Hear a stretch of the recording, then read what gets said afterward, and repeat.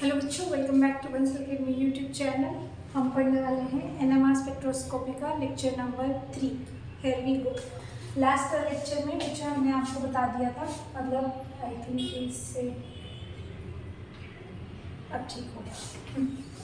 तो last lecture में आप लोगों को मैंने if I am not wrong precision frequency बता दिया था और जो बेसिक प्रिंसिपल है वो भी बता दिया था। फिर मैं थोड़ा सा रिपीट कर देती हूँ कि एक तो एनएमआर स्पेक्ट्रोस्कोपी जो होती है, एनएमआर स्पेक्ट्रोस्कोपी जो होती है वो रेडियो वेव्स को यूज करता है। Radio waves are used. एक तो पहली बात ये। दूसरा हमने बोला था कि जो आपकी एनएमआर स्पेक्ट्रोस्कोपी है वो कैसी एब्जॉर्प्शन स्पेक्ट्रोस्कोपी है। कैसी स्पेक्ट्रोस्कोपी है जी? एब्जॉर्प्शन स्पेक्ट्रोस्कोपी है। Absorption spectroscopy. फिर आता है जी, आपको मैंने एकदम बेसिक प्रिंसिपल बता दिया था कि without the presence of your magnetic field आपकी एनएमआर स्पेक्ट्रोस्कोपी नहीं रिकॉर्ड होगी। Presence of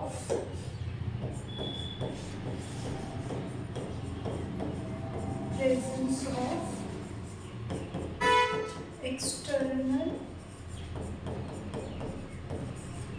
magnetic field is required। ठीक है बच्चों, तो एक्सटर्नल जो मैग्नेटिक फील्ड होता है उसकी रिक्वायरमेंट आपको चाहिए होगी। ठीक है, इसके लिए मैंने आपको बोला ही था कि वैसे तो आपकी एनर्जी लेवल्स जो होते हैं वो डीजेनरेट होते हैं प्रोटॉन के लिए, है ना। फिर मैंने आपको बोला था कि लेकिन अगर एक्सटर्नल मैग्नेटिक फील्ड आपने ज़ीरो रखा है ये तभी डीजेनरेट है। अगर आपने कुछ एक्सटर्नल मैग्नेटिक फील्ड लगा दिया है तब ये डीजेनरेट नहीं रहेंगे, तब ये स्प्लिट हो जाएंगे। एक प्लस हाफ में स्प्लिट हो जाएगा, एक माइनस हाफ में स्प्लिट हो जाएगा। अब आपके न्यूक्लियस के पास दो ऑप्शन है कि या तो वो इस वाले एनर्जी लेवल से जो है वो इन्फ्लुएंस हो, या तो वो इस वाले एनर्जी लेवल में रहे, या तो फिर वो उठ के जो है वो ये वाले एनर्जी लेवल में चला जाए। ठीक है, उसके पास दो ऑप्शन है, इसीलिए यहाँ पे फिर क्या होगा, आपका एक एनर्जी लेवल से दूसरे एनर्जी लेवल में प्रोटॉन का चेंज होगा। ठीक है, जंप होगा। ठीक है, तो ये आपके एनएमआर स्पेक्ट्रोस्कोपी का एकदम बेसिक जो चीज़ें हैं वो है। ठीक है, फिर इसके अलावा इसके बाद मैंने आपको बता दिया था कि इसके बाद हम पढ़ने वाले हैं क्या, प्रिसेशनल फ्रीक्वेंसी। ठीक है, आपको बताया था जी प्रिसेशनल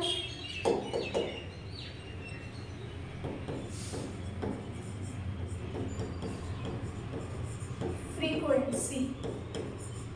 तो प्रिसेशनल फ्रीक्वेंसी में क्या होता है? प्रिसेशनल फ्रीक्वेंसी मैंने कल बता दिया था कि एक प्रोटॉन जो कि बड़े आराम से अपना घूम घाम रहा था, बढ़िया चल रहा था, उसको आपने एक्स्ट्रा एनर्जी दे दी तो वो उस एनर्जी को यूज़ करके और ज़्यादा अपनी ही जो पेरीफेरी है उसके अराउंड प्रिसेशन करने लग गया। ठीक है, उसके ही अराउंड प्रिसेशन करने लग गया, उसको हम प्रिसेशनल फ्रीक्वेंसी बोलते हैं। ठीक है, एक सेकंड बच्चों, लेट मी सी कि सब ठीक ठाक है। हाँ जी, सब ठीक है। थोड़ा सा लाइट हो सकता है आपको मेरे चेहरे पे थोड़ी कम लगे अभी, लेकिन आई एम श्योर बोर्ड आपको एकदम अच्छे से दिख रहा होगा। थोड़ा सा लाइटिंग ज़्यादा हो गई थी तो मुझे एकदम ऐसे चक्कर से आने लगे थे, तो do adjust with that. Okay, anyways हम आपको जो स्टडी मटेरियल है उसमें कुछ भी एडजस्ट नहीं करना पड़ेगा। Mu is directly proportional to B naught external magnetic field. ठीक है, ये क्या था? एक्सटर्नल मैग्नेटिक फील्ड था। ठीक है, फिर मैंने आपको बोला था क्योंकि डायरेक्टली प्रोपोर्शनलिटी का साइन हमारे जो फिजिक्स केमिस्ट्री मैथमेटिक्स है इसको हटा के वो हमेशा एक कांस्टेंट इंट्रोड्यूस करवाते हैं, तो यहाँ पे एक कांस्टेंट इंट्रोड्यूस करवाया गया गामा। गामा को बोला गया गायरोमैग्नेटिक रेशियो। Gyromagnetic ratio. तो जो गायरोमैग्नेटिक रेशो है वो बहुत ही मज़ेदार है, क्योंकि गायरोमैग्नेटिक रेशो आपको आपके बहुत सारे जो कॉन्सेप्ट्स है वो क्लियर करने वाली है, ठीक है। तो गायरोमैग्नेटिक रेशो जो है वो आपको बहुत सारी चीज़ें बताने वाली है। तो गायरोमैग्नेटिक रेशो को आप बिल्कुल भी हल्के में लगा के मत चलना, ठीक है बच्चों। तो बिल्कुल भी हल्के में लगा के मत चलना। चलिए शुरू करें फिर गायरोमैग्नेटिक रेशो की कहानी। आ जाइए, जब आप गायरोमैग्नेटिक रेशो की बात कर रहे हैं तो यहाँ पे देखिए इसकी जो स्टैंडर्ड यूनिट है वो मेगाहर्ट्ज उठा के चलते हैं। जो मैग्नेटिक फील्ड है उसकी स्टैंडर्ड यूनिट टेस्ला उठा के चलते हैं। ऐसे में गायरोमैग्नेटिक रेशो की यूनिट क्या है देखो, यहाँ पे तो ये तो मेगाहर्ट्ज है जी, हमने बोला ये आपका गामा है, ठीक है, इनटू में ये टेस्ला है। तो गामा की यूनिट क्या आ गई, मेगाहर्ट्ज टेस्ला इनवर्स, ये आ गई। तो ये यूनिट होती है आपके गामा की। लेकिन आपको सिखाया जाता है, ये बात कौन सी बात सिखाई जाती है, आपको ये सिखाया जाता है कि अगर जो हर्ट्ज होता है that is nothing but second inverse, है ना। लेकिन इसकी ही एक यूनिट होती है, अगर आपको hertz to radian second inverse में चेंज करना हो तो आपको 2 पाई से डिवाइड करना होता है। ये बात मैं क्यों बता रही हूँ, क्योंकि बच्चों हमेशा क्वेश्चन यहाँ से नहीं आता कि गामा आपको दी होगी उसकी यूनिट मेगाहर्ट्ज टेस्ला इनवर्स दी होगी। अगर यहाँ पे यूनिट उन्होंने कभी भी ऐसा करते हैं, इसको अलग से लिखते हैं, ठीक है। अगर उन्होंने गामा की यूनिट्स ऑफ गामा की यूनिट से देखो क्या क्या फर्क पड़ेगा। अगर उन्होंने गामा की वैल्यू दी हुई है, मैं आपको क्वेश्चन दिखाऊंगी मेगाहर्ट्ज टेस्ला इनवर्स में, तो आपको simply formula nu is equal to gamma into B naught लगाना है।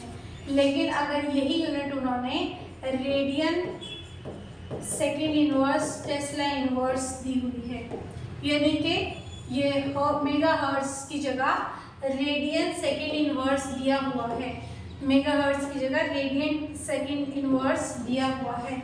अगर गामा की जो यूनिट्स हैं अगर वो ये दी हुई हैं तो आपका फॉर्मूला चेंज हो जाएगा, gamma by 2 pi into B naught, इसमें चेंज हो जाएगा। Nu is equal to gamma by 2 pi into B naught, इसमें चेंज हो जाएगा। ये फॉर्मूला अप्लाई करना है फिर आपको। बट आपको ध्यान रखना है कि यहाँ पे जो गामा की यूनिट्स हैं, आपकी जो फ्रीक्वेंसी की यूनिट है वो मेगाहर्ट्ज में, यहाँ पर ये हर्ट्ज में आएंगी। क्यों? क्योंकि ये रेडियन सेकेंड इनवर्स में दिया होगा, उसको 2 पाई से डिवाइड करोगे तो ये हर्ट्ज में चेंज होगा, ठीक है। टेस्ला इनवर्स तो है, इनटू में ये टेस्ला होगा तो टेस्ला से टेस्ला कैंसिल होगा और ये हर्ट्ज यूनिट आएंगी, ठीक है। फिर से रिपीट करूँ इसी बात को, हो सकता है कोई बच्चा इसमें कंफ्यूज हो गया होगा, ठीक है। मैं फिर से बताती हूँ। देखो बच्चों, जो एकदम नेचुरल गामा की वैल्यूज दी होती हैं, गायरोमैग्नेटिक रेशियो की वैल्यू दी होती हैं, उसमें आपकी फ्रीक्वेंसी की जो यूनिट होती है वो मेगाहर्ट्ज रहती है और बी नोट की यूनिट जो होती है वो टेस्ला रहती है। ऐसे में गामा की यूनिट मेगाहर्ट्ज टेस्ला इनवर्स आती है। पर मैं बोल रही हूँ कि जी बच्चों बहुत बार वो गामा की यूनिट्स मेगाहर्ट्ज टेस्ला इनवर्स में नहीं देता है, वो बहुत बार यूनिट्स को radian second inverse tesla inverse देता है। अभी मैंने पीछे बताया कि अगर आपको hertz to radian second inverse जाना हो तो आपको 2 पाई से मल्टीप्लाई करना पड़ेगा। लेकिन अगर आपको रेडियन सेकेंड इनवर्स से हर्ट्ज की तरफ जाना है तो यानी कि आपको उस वैल्यू को 2 पाई से डिवाइड कर देना है। अगर उन्होंने गामा की यूनिट्स ये दे दी radian per second Tesla inverse, ठीक है, तो radian per second Tesla inverse into में बी नॉट टेस्ला है ही। मैं कह रही हूँ कि ये टेस्ला से टेस्ला कैंसिल, खत्म। अब आपको क्या लग रहा है, गामा की म्यू की फ्रीक्वेंसी की रेडिएशन है ना, फ्रीक्वेंसी की यूनिट्स क्या आ गई, रेडियन, टेस्ला, इनवर्स। लेकिन रेडियन, टेस्ला, इनवर्स हमको नहीं चाहिए होती है फ्रीक्वेंसी की यूनिट। हम क्या उठा के चलते होते हैं, या तो आप इसकी यूनिट, एक तो देखना ये कलर्स कौन सा चूज करूँगी, मेरे को ब्लैक वाले बोर्ड पे कलर्स चूज करने की आदत है यहाँ पे। हाँ जी, तो जो आपका फ्रीक्वेंसी की वैल्यू दी हुई है, फ्रीक्वेंसी की वैल्यू आप किस में मेजर करते होते हैं, या तो मेगा हर्ट्ज में मेजर करते हैं या फिर आप हर्ट्ज में मेजर करते हैं, है ना। रेडियन सेकेंड इनवर्स में नहीं करते हैं, ये सेकेंड इनवर्स सिंपल कह लो, यानी कि आपको ये तो एक ही बात है, सेकेंड इनवर्स लिखना या हर्ट्ज लिखना एक ही बात है, ठीक है। लेकिन रेडियन नहीं चाहिए आपको, इसलिए आपको रेडियन को यहाँ से भगाना है। मैं इसको थोड़ा सा मोटा कर देती हूँ, ठीक है, नहीं तो ये कम दिख रहा होगा आपको। चलो इस वाले बोर्ड पे इतना ही रखती हूँ। हाँ जी, तो आपको क्या लग रहा है कि इसको आपको चेंज करना पड़ेगा, हर्ट्ज में चेंज करना पड़ेगा। हर्ट्ज में उसको चेंज करना तो आपको उसको 2 पाई से डिवाइड करेगा, है ना, आपको उसको 2 पाई से डिवाइड करना पड़ेगा। तो आपको 2 पाई से डिवाइड करके जो वैल्यू आएगी वो किस में आएगी, अब ये किस में चेंज हो जाएगा, हर्ट्ज में चेंज हो जाएगा। मान लो ये x है तो ये कितना आएगा, हर्ट्ज में आएगा। पर ये बोल रही हूँ मैं कि अगर उसने गामा की value radian, second inverse, tesla inverse में दे दी, फॉर्मूला सीधा ये लगा देना, फिर आपको पहले मल्टीप्लाई करके वैल्यू निकालो, फिर उसको 2 पाई से डिवाइड करो, ये सब नहीं करना पड़ेगा, आपको फॉर्मूला ही ये लगा देना है। कौन सा वाला, ये वाला, ठीक है। एक सेकंड बच्चों में पानी लो, ठीक है। तो आपको फॉर्मूला ही सीधा ये वाला लगा देना, ठीक है। आई होप सब कुछ एकदम क्लियर लग रहा हो। चलो आगे चलते हैं, आगे बढ़ते हैं। तो जी आपको फॉर्मूला ये सब चीज़ों में पढ़ना ही नहीं है, फिर आपको यूनिट्स नहीं चेंज करनी है फिर, ठीक है। बस आपको फॉर्मूला ध्यान रखना है फिर कि अगर उसने गामा की यूनिट्स ऐसे दे दी तो कौन सा फॉर्मूला लगेगा, और अगर गामा की यूनिट्स ऐसे दे दी तो कौन सा फॉर्मूला लगेगा। क्यों, क्योंकि वो आपको बोलेगा कि क्वेश्चन बोलेगा ऐसे कि 1H NMR को जो है वो रिकॉर्ड कर रहा था, और 1H NMR में मैंने इतना टेस्ला जो मैग्नेटिक फील्ड, इलेक्ट्रोमैग्नेटिक फील्ड वो इतना दिया, और 1H NMR के लिए गामा की वैल्यू ये होती है, ठीक है। तो अगर ये वैल्यू अगर, और फिर पूछेगा कि बताओ कि उस प्रोटॉन की प्रेसेशनल फ्रीक्वेंसी बताओ, तो नाउ डिपेंड्स कि आप ये फॉर्मूला कैसे लगा रहे हो। तो अगर उसने गामा की यूनिट्स ये दी हुई मिली तो इस फॉर्मूले में दोनों वैल्यू गामा की भी पुट कर देना, बी नॉट की भी पुट कर देना। लेकिन अगर उसने गामा की value radian, second inverse, tesla inverse में दी हुई मिली तो वो यहाँ पे, तो उसको आप यहाँ पे पुट करोगे, तो फॉर्मूला आपको ये पुट करना है ताकि आपको बाद में रेडियन, सेकेंड इनवर्स के बारे में टेंशन ना लेनी पड़े, ठीक है। ओके, चलिए फिर आपको उस फ्रीक्वेंसी को जो है वो मेगाहर्ट्ज में बाद में चेंज करना पड़ेगा। यहाँ से फ्रीक्वेंसी हर्ट्ज में आएगी, फ्रीक्वेंसी हर्ट्ज में आएगी, ठीक है। ये बताने की कोशिश कर रही हूँ मैं, बस इतनी सी बात है। मैं क्वेश्चन दिखा दूंगी आप लोगों को, ठीक है, इसके लिए मैं क्वेश्चन आप लोगों को दिखा दूंगी, ठीक है। चलिए ठीक है, इतनी सी बात है, क्वेश्चन करेंगे इसका, ज़्यादा समझ आ जाएगा, ठीक है। चलिए क्वेश्चन ही कर लेते हैं सीधा पहले। अच्छा, इससे पहले एक चीज़ छोटी सी इसमें लिख लो बच्चों कि आपको गामा की वैल्यू कुछ प्रोटॉन्स के लिए याद रखनी है, कुछ प्रोटॉन्स के लिए गामा की वैल्यूज आपको रट के जानी है ताकि आपको जो है वो क्वेश्चंस करने में थोड़ी आसानी रहे, ठीक है। तो वही प्रोटॉन्स जिनकी आपको गामा की वैल्यू याद करनी है वो सारे मैं अभी आपको लिख देती हूँ, ठीक है। तो गामा फॉर 1H प्रोटॉन जो भी वो 42.57 मेगाहर्ट्ज टेस्ला इनवर्स होगी। गामा की वैल्यू कार्बन 13 के लिए 10.7 मेगाहर्ट्ज टेस्ला इनवर्स होगी। गामा की वैल्यू आपको देखिए, ये सारी की सारी वैल्यूज, ये जो भी वैल्यूज आपको यहाँ पे लिख रहे हैं ना, एक सेकेंड सॉरी मेरा माइक गिर गया। ये जो भी वैल्यूज आपको यहाँ पे लिख रहे हैं ना, ये सारे के सारे वो प्रोटॉन्स के लिए लिख रहे हैं जो कि बहुत ही ज़्यादा, मतलब लगा लीजिए फेमस वाले प्रोटॉन्स जो है, प्रोटॉन बोल रही हूँ, न्यूक्लियस जो है, जिनके ऊपर क्वेश्चन आने के सबसे ज़्यादा चांसेस रहते हैं, ठीक है। तो अगर आप यहाँ पे 19F की देखेंगे तो 40 पॉइंट कितना होता है भाई, 054 के अराउंड होता है, ठीक है, मतलब 40 ही लगा लो आप, ठीक है, मेगा हर्ट्ज टेस्ला इनवर्स, ठीक है। गामा की वैल्यू 31 पी के लिए 17.23, ठीक है, 17.23 मेगा हर्ट्ज टेस्ला इनवर्स। ये सारी वैल्यूज आपको अब याद करके जाना है, ठीक है, इससे आपका क्वेश्चन थोड़ा जल्दी सॉल्व होगा, ठीक है। अब मैं आप लोगों को फटाफट से कुछ क्वेश्चंस दिखा देती हूँ, फिर हम एक्स्ट्रा न्यूक्लियर पार्ट की तरफ चलेंगे, ठीक है। चलिए एक second, let me have my questions with me. हाँ जी, जो क्वेश्चंस हैं हमारे,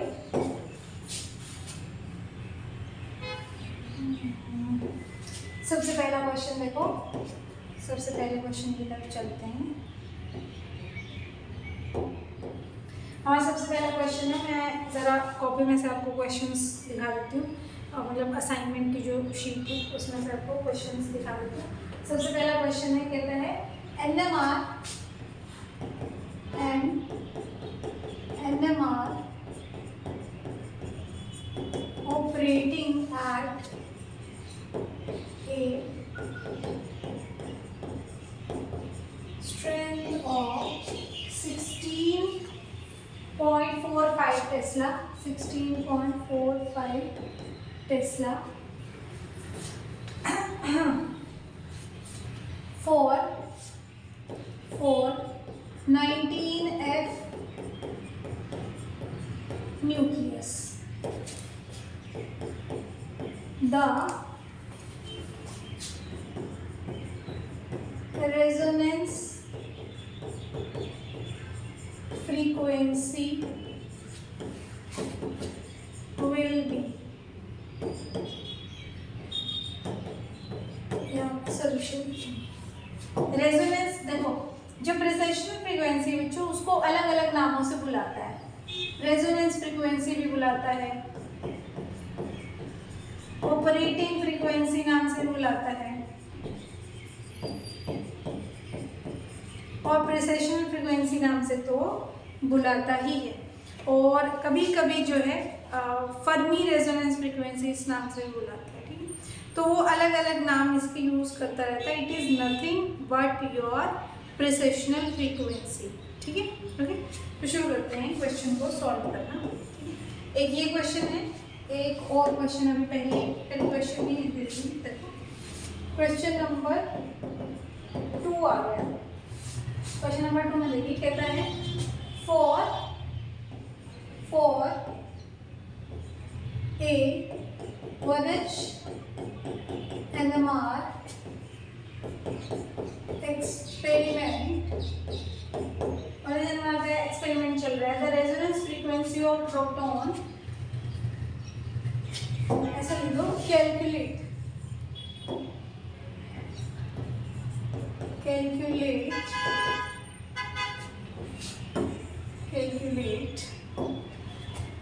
the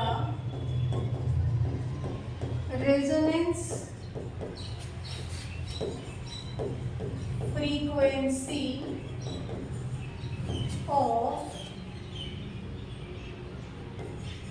a 1H NMR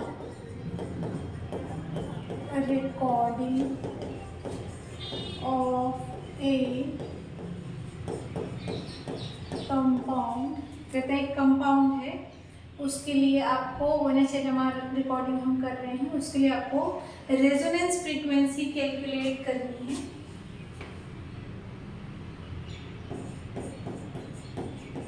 operating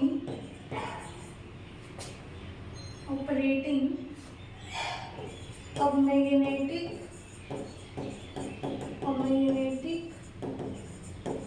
field of 12.6 Tesla, ठीक है, 12.6 टेस्ला गिवन, कहता मैं दे रहा हूँ, गामा इज इक्वल टू 2.7 इंटू 10⁸ radian per second per tesla, सही है, हाँ ठीक है बच्चों। तो इस तरीके से आपको क्वेश्चन फ्रेम होके आएगा। आ जाओ, मैं अभी आप लोगों को सोल्यूशन निकालती हूँ उसका। तो क्या कह रहा है कि जी सबसे पहले तो कहते हैं कैनेमार है ऑपरेट कर रहा है 16.45 टेस्ला को, यानी कि बी नॉट की वैल्यू दी हुई है 16.45 टेस्ला, ठीक है। F19 न्यूक्लियस की बात हो रही है, यानी कि I = 1/2 है। The resonance frequency will be, resonance frequency क्या होगी, और कुछ भी नहीं दिया हुआ। हमें पता है कि जो ऑपरेटिंग फ्रीक्वेंसी है प्रेसेशनल फ्रीक्वेंसी, इसको प्रेसेशनल फ्रीक्वेंसी या आप इसको ऑपरेटिंग फ्रीक्वेंसी दोनों ही बुला सकते हैं, ठीक है। तो ये किसके बराबर होगी, गामा इंटू बी नॉट। गामा किसकी चाहिए हमें, 19F की चाहिए, ठीक है। 19 लिखा चाहिए, 9F नहीं लिखा हमें, 19F की गामा चाहिए हमें, ठीक है। तो अब अपने को क्या पता है कि अगर आप इसको मेगाहर्ट्ज में निकालना चाहते हो तो इसकी वैल्यू 40.05 समथिंग होती है, ठीक है। इनटू बी नॉट की वैल्यू उन्होंने खुद दे दी 16.45 वैल्यू यहाँ पे दे दी। तो आपको जो ऑपरेटिंग फ्रीक्वेंसी मल्टीप्लाई करने के बाद यहाँ पे आएगी, that will be your answer. मेरे पास जो है वो कैलकुलेटर नहीं है और मैंने जो है वो असाइनमेंट का भी पेज पलट के नहीं देखा, तो अब हम एक काम करते हैं, यहाँ पे थोड़ा टाइम पास ही कर लेते हैं। मैं सिर्फ 40 से मल्टीप्लाई कर रही हूँ इसके लिए, तो ये 0 ये 0 ऐसे 16.45 4 से मल्टीप्लाई कर देते हैं बस, ठीक। 4 × 20 होता है, 4 × 16 और 2 में थोड़ी ऐसी होगी कैलकुलेशन 18 होता है, 24 और 25 हो गया, 4 और 2 6 हो गया। अब ये 0.0 इसके नाम का, 0 से मल्टीप्लाई कर दो इसके नाम का, ये आ गया 658 समथिंग आ जाएगी। ऑपरेटिंग फ्रीक्वेंसी कितनी आ जाएगी, 658 मेगाहर्ट्ज, ठीक है। क्यों, क्योंकि इसकी जो यूनिट्स थी आपकी वो क्या थी, मेगाहर्ट्ज टेस्ला इनवर्स, और इसकी जो यूनिट्स थी वो आपकी टेस्ला। तो टेस्ला से टेस्ला कैंसिल, तो आपकी फ्रीक्वेंसी की यूनिट्स कैसी आ गई, मेगाहर्ट्ज, ठीक है। तो 658 मेगाहर्ट्ज आ गया, ओके। नेक्स्ट चलिए, अगर बोलता है calculate the resonance frequency of NMR recording of A compound operating magnetic field of 12.6 Tesla. कहता है कि अगर, खुद ही बोल रहा है, सारी बातें खुद दे दी उसने। कहता है अगर कोई 1H NMR का की रिकॉर्डिंग चल रही है, कितने मैग्नेटिक फील्ड को अप्लाई करने पे, 12.6 टेस्ला के अराउंड, ठीक है। गामा की वैल्यू कहता है दे रहा हूँ 2.7 × 10⁸ radian second inverse tesla inverse, ठीक है।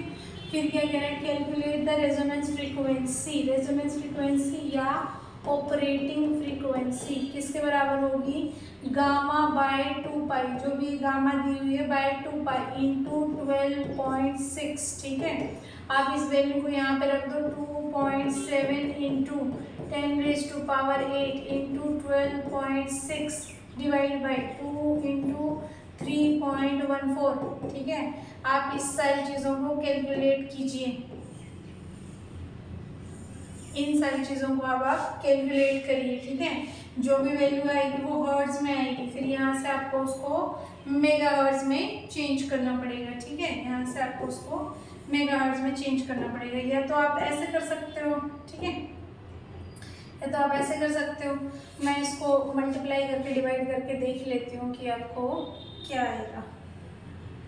क्या हम यहाँ पे कैलकुलेटर ढूंढ सकते हैं क्या, छोड़ो उसमें टाइम लग जाएगा, एक सेकेंड, मैं वीडियो को जो है वो आप आगे बढ़ा लो, ठीक है। मैं ऐसे ही करती हूँ, 2.7 और 12.6 के मल्टीप्लाई करेंगे, 126 और 27। आप वीडियो आगे बढ़ाओ तो पूछो, 6 7 ठीक है, 4 18 7 और 12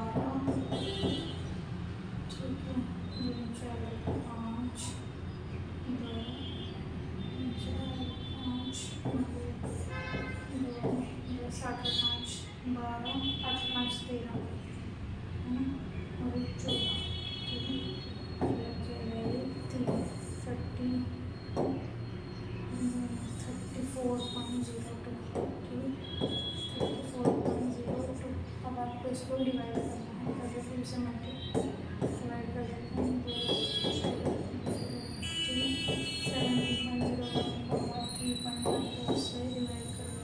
मेरे पास कैलकुलेटर नहीं है बच्चों, नेक्स्ट वाली क्लास में मैं आपको ध्यान रखूँगी कैलकुलेटर लेके आऊँ, ठीक है। तो आप लोग ज़रा बुरा ना माने इस बात का, ठीक है, बुरा ना मानो। 3 चौके 12, 3 चौके 15,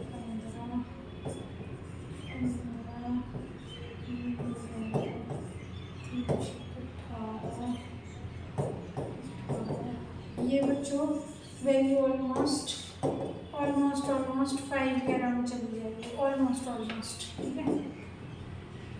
इंटू 10 रेज़ टू पावर 8 है। अब इसको क्या लिख सकते हो, 50 इंटू 10 रेज़ टू पावर 7 लिख सकते हो ना, 1 0 मैंने इसके साथ लगा दी।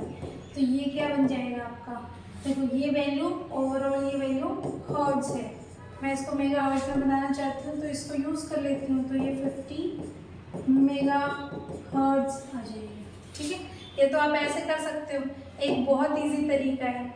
1H NMR रिकॉर्ड कर रहा है, वो गामा की वैल्यू उसने दे रखी है, लेकिन गामा की वैल्यू मेगा हर्ट्ज में हमने ऑलरेडी याद कर रखी है, 42.57 है ना, 42.57 है ना,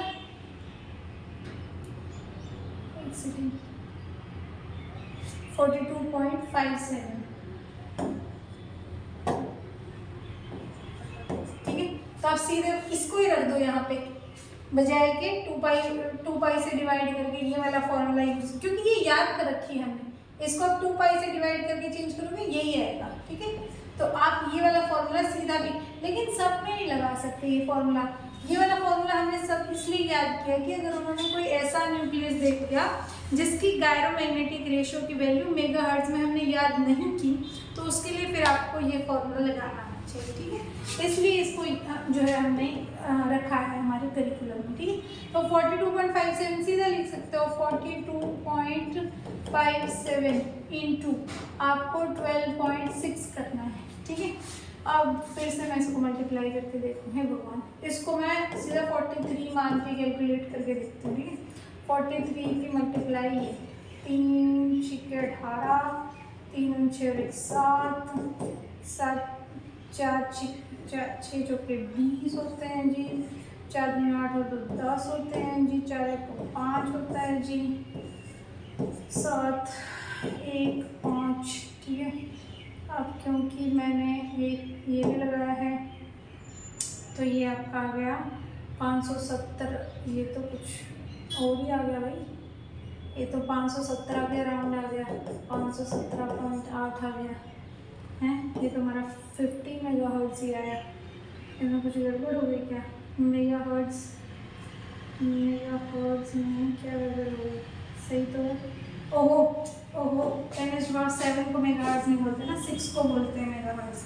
हे भगवान, कितनी बड़ी गलती, ओह माय गॉड, मैं बच्चों केस कर देना इस बात पे तो प्लीज़। तो आप क्या कर सकते हो, 8 में से 2 जीरो इसके साथ लगा दी, 10⁻6। अब इसको आप मेगाहर्ट्ज़ बुला सकते हो, तो 500 मेगाहर्ट्ज़ के अराउंड मैंने जो आंसर निकाला था वो देखो, ये दोनों ऑलमोस्ट पास में ही, ठीक है। तो अगर उन्होंने ऑप्शन में 500 मेगाहर्ट्ज़ लिखा हो तो आप 500 मेगाहर्ट्ज़ लगा के आ सकते हो। अगर ये वैल्यू एग्जैक्ट दी हुई है तो ये वैल्यू लगा सकते हो, ठीक है। दोनों ऑलमोस्ट बराबर है, 17 जो आपकी वैल्यू है उसका इतना डिफरेंस नहीं माना जाता है NMR, ठीक है। चलिए ठीक है, बाकी आप बिल्कुल एग्जैक्ट अगर यहाँ पे भी करोगे ना, क्योंकि मैंने इसको 43 मान लिया इसलिए ये वैल्यू इतना हाई चला गया, लेकिन ये आएगा तो 500 के अराउंड ही आएगा, ठीक है। एक बार आप लोग कैलकुलेटर से कैलकुलेट करके देख लेना, मेरी बात बिल्कुल भी गलत नहीं होगी, ठीक है। चलिए, अब आपको मैंने दोनों तरह के क्वेश्चन दिखा दिए कि गामा को कैसे यूज आपसे करवा सकता है, क्वेश्चंस कैसे सॉल्व करवा सकता है। अब हम चलते हैं अपने अगले थ्योरेटिकल पार्ट की तरफ, जो कि है extra nuclear part. Extra nuclear part हमने बोला, अभी तक हमने देखो बच्चों, अभी तक हमने जो कुछ भी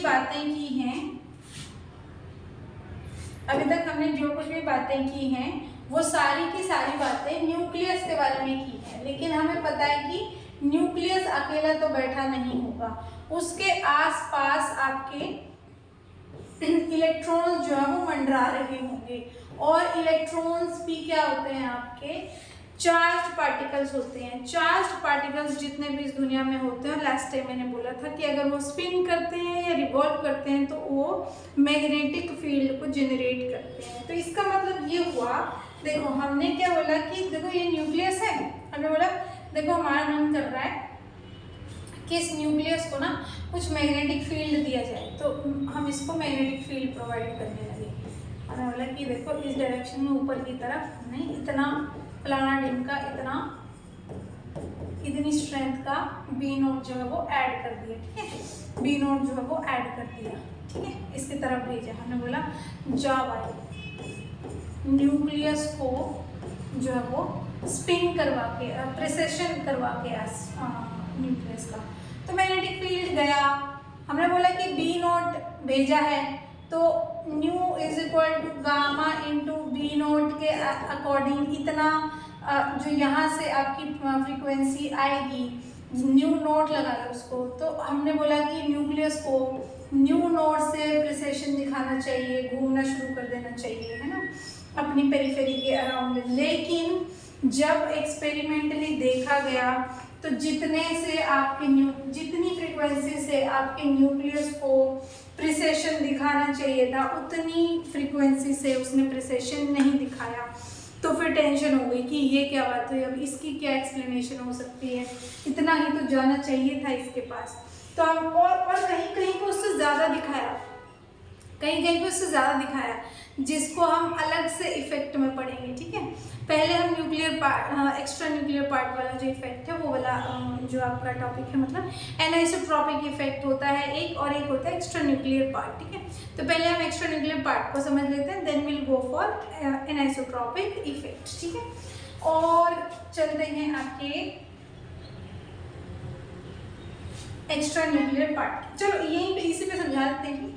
तो जितना आना चाहिए था उतनी सारी चीज़ें आई नहीं, जितनी हमने एक्सपेक्ट की थी वैसी वैसी चीज़ें आई नहीं। तो हमने बोला कि ये क्या बात हुई, हमने अगर इतना एक्सपेक्ट किया है प्रिसेशन, जब हमने बी नोट मैग्नेटिक फील्ड दिया तो न्यू नोट प्रिसेशन उसका आना भी चाहिए था, बट न्यू नोट की से जो है वो कम आया, न्यू नोट से उसका प्रिसेशन कम आया, जो हमने एक्सपेक्ट किया था उससे कम आया। हमने बोला कि ये क्या बात है यार, इसका क्या रीज़न हो सकता है। तो हमने देखा, चलो छोड़ते हैं,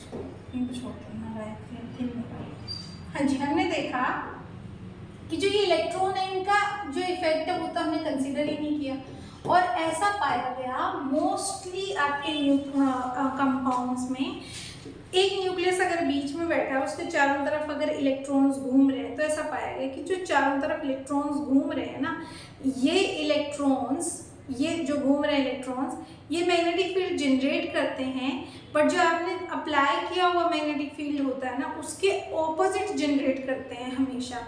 इसीलिए क्यों ऐसा हुआ, क्योंकि मतलब ऐसा कैसे पता चला, ये ऐसा पता चला कि मोस्ट ऑफ द कंपाउंड्स में जितनी प्रिसेशन फ्रीक्वेंसी हमने एक्सपेक्ट की थी उससे कम प्रिसेशन फ्रीक्वेंसी आपके न्यूक्लियस की मिली है।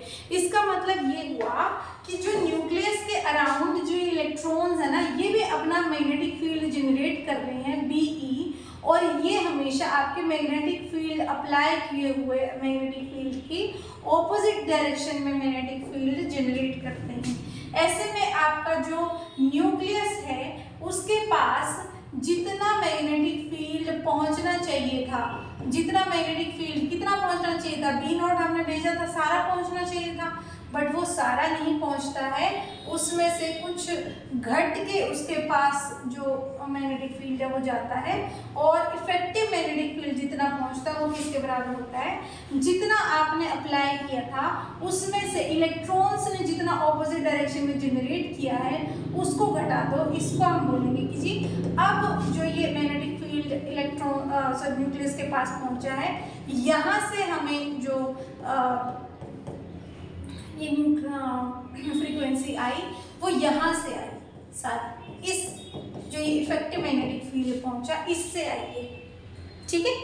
तो ये वाली फिर एक्सप्लेनेशन आ गई, तो जो वैल्यू आई थी वो एक्चुअली इसके अकॉर्डिंग निकल रही थी अब, ठीक है।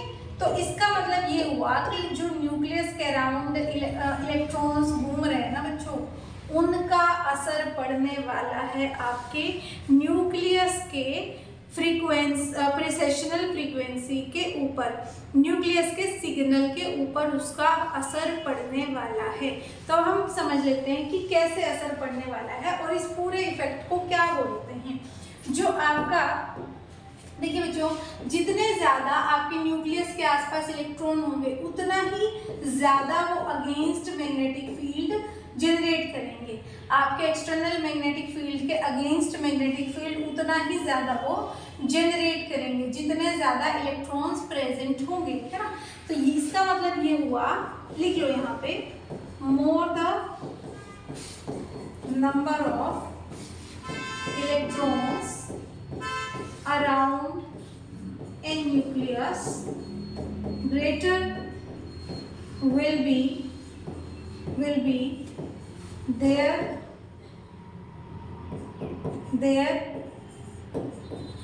generated magnetic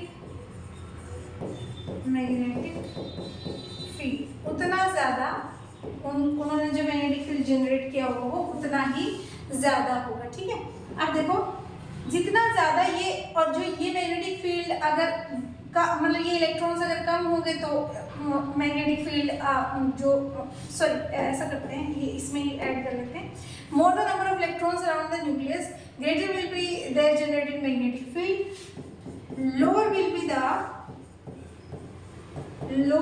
the magnetic field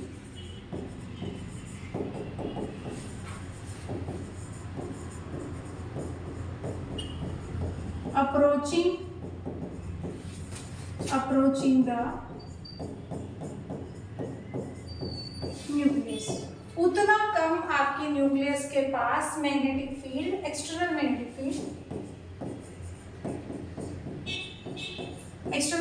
field उतना कम आपके न्यूक्लियस के पास पहुंचेगा। ठीक है, this is called shielding of the nucleus. मतलब जितने ज़्यादा इलेक्ट्रॉन्स आपके न्यूक्लियस के पास होंगे उतना वो आपके न्यूक्लियस को शील्ड करके रख देंगे कि बाहर की कोई भी चीज़ उस तक कम पहुंच पाए। ठीक है, this is called shielding of nucleus.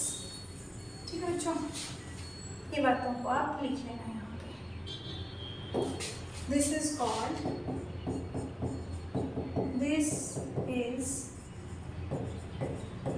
known as shielding of the nucleus। उतना ज़्यादा इस पूरे प्रोसेस को हम बोलते हैं शील्डिंग ऑफ न्यूक्लियस। अब समझ के रखेंगे सारे बच्चे कि एक, अगर मैं अब कभी ये बोलूँगी कि ये न्यूक्लियस जो है या ये प्रोटॉन जो है भाई ये ज़्यादा शील्डेड है, तो उसका मीनिंग अब समझ के रखेंगे। ठीक है, lower the number of electrons around the considered nucleus, lower the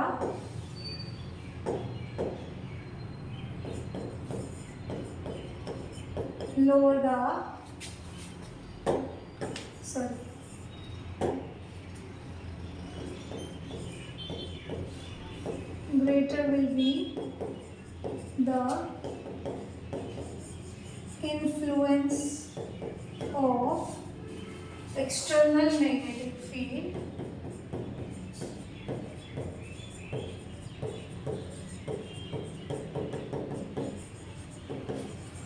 to the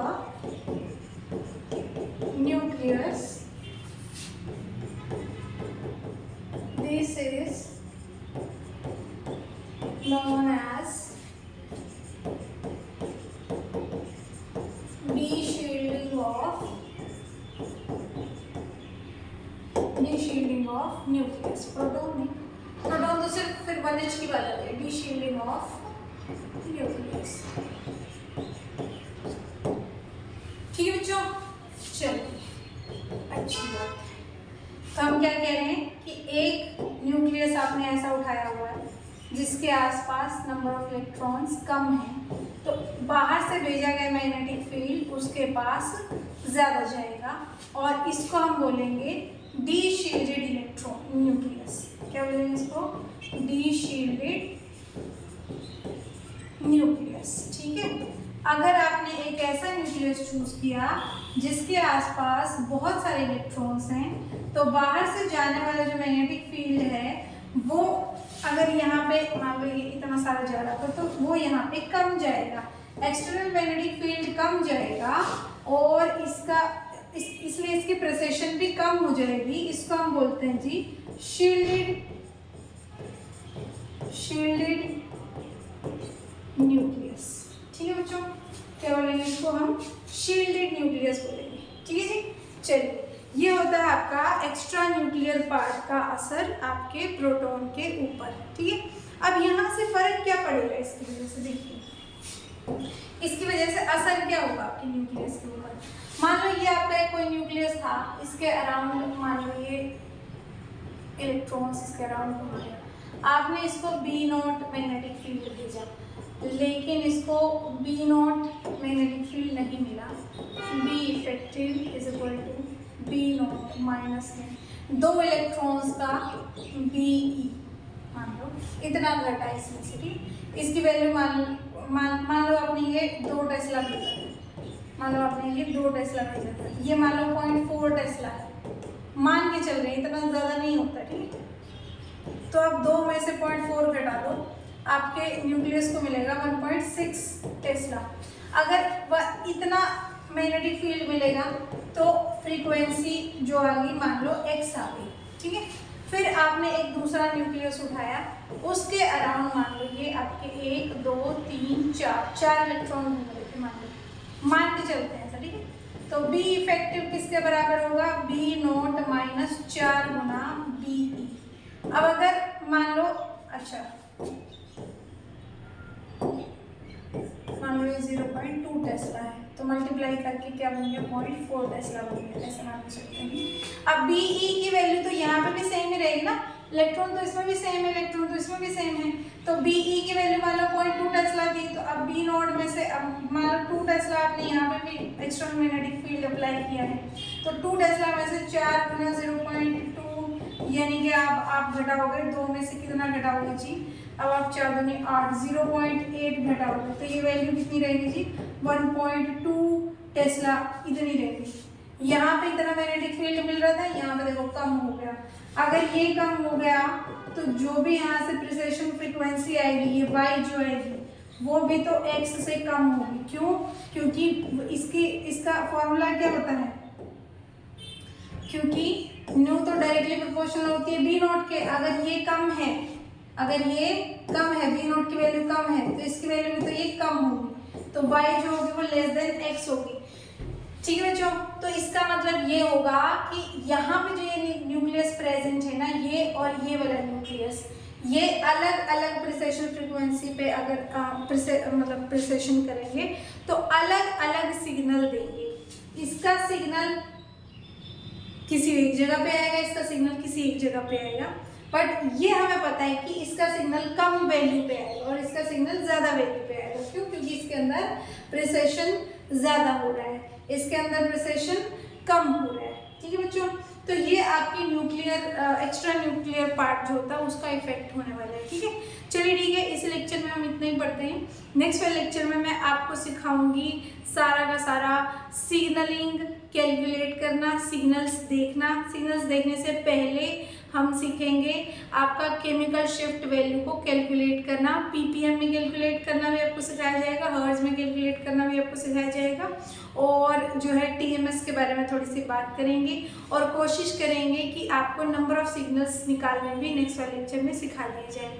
अगर नेक्स्ट वाले लेक्चर में नहीं सिखा पाएंगे, मतलब कम टाइम लगेगा, क्योंकि हमें केमिकल शिफ्ट पे आने वाले जो डिफरेंट क्वेश्चंस हैं उनको भी करके देखना है कि वो कैसे आपके कैलकुलेट करने होते हैं, किस तरह के क्वेश्चन आ सकते हैं।